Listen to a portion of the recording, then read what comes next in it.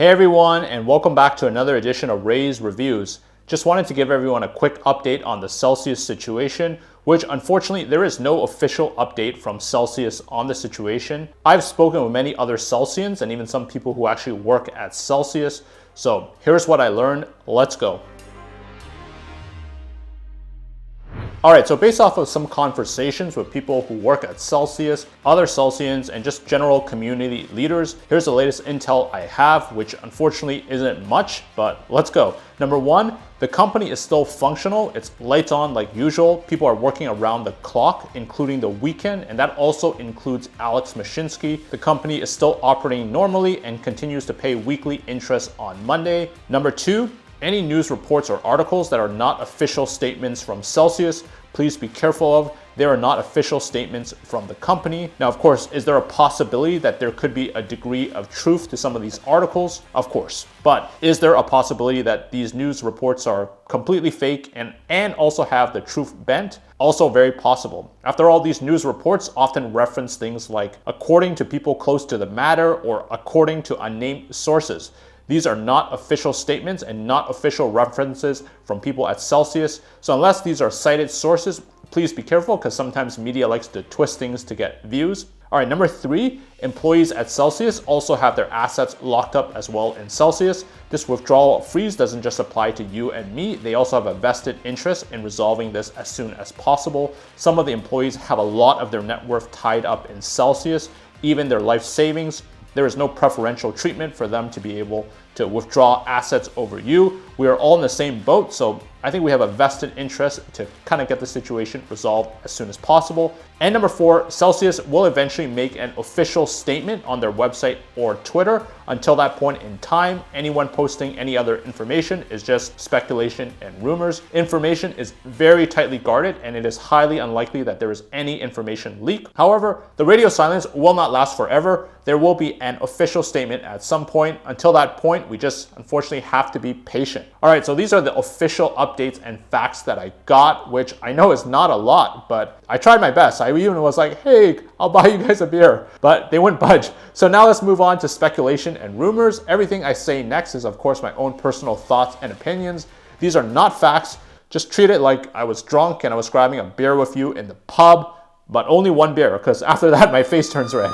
All right, number one, I think the 1.7 million customers on Celsius is too valuable of an asset. This was a customer base that was super happy prior to the withdrawal freeze just a few months ago. And Celsius was the gold standard of the CFI space. People were complaining about BlockFi, Crypto.com lockups, or reducing their interest rates, while Celsius had no withdrawal limits or fees. So let's revisit once again the chain of events that led to this situation. I'll try to do it in 30 seconds. Do Kwon, founder of Terra, pisses off a lot of people. Luna and UST were attacked. Celsius saw risk and wanted to protect their user funds. Celsius paper-handed their 500 million UST position in Anchor. More paper hands exit UST. UST dies. Some big institutions lose millions. And Celsius pisses off a lot of people, probably a lot of rich, important people.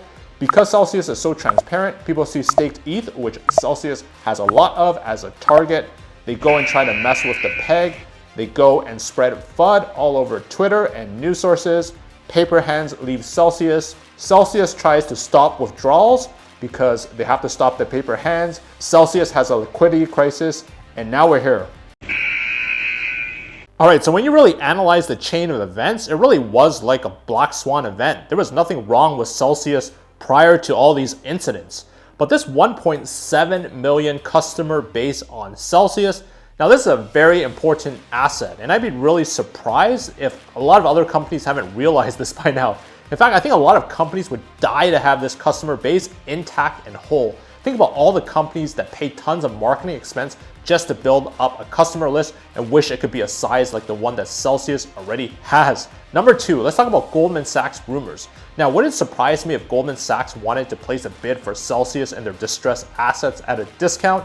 No, Goldman Sachs is in the business of buying up distressed assets and companies and flipping them for a profit. That's what investment banks do. It doesn't surprise me at all that Celsius is a prime acquisition target. After all, it's a very valuable asset. But just like how Nexo put an offer in place to acquire Celsius, and well, Celsius denied them. Like, Goldman Sachs can go and prepare a bid or raise committed capital. It doesn't necessarily mean that Celsius will sell to Goldman Sachs. And because this is just a rumor, I'm not going to comment any further on this. All right, bankruptcy rumors. Now, there are different types of bankruptcies. The one that everyone is scared of is the Chapter 7 bankruptcy.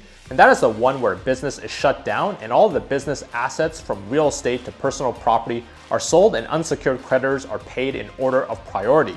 The other type of bankruptcy is a Chapter 11 bankruptcy, which allows companies to reorganize and restructure their assets and liabilities and to continue operating. Many people are thinking of the worst type of bankruptcy. Like, many companies in the past were actually on the verge of bankruptcy but didn't actually go bankrupt. Like Goldman Sachs even, they needed a bailout in 2008 to prevent bankruptcy themselves. Or Tesla in 2018 was a month away from bankruptcy.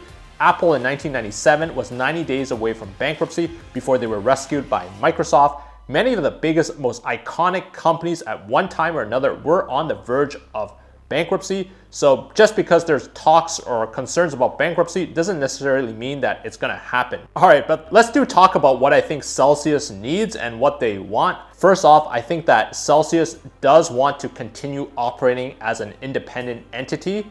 I do think that they need more capital. Now, it's not like Celsius is incapable of getting capital. They raised almost $750 million in November of 2021 with big name investors. Of course, that was during the peak of the bull run.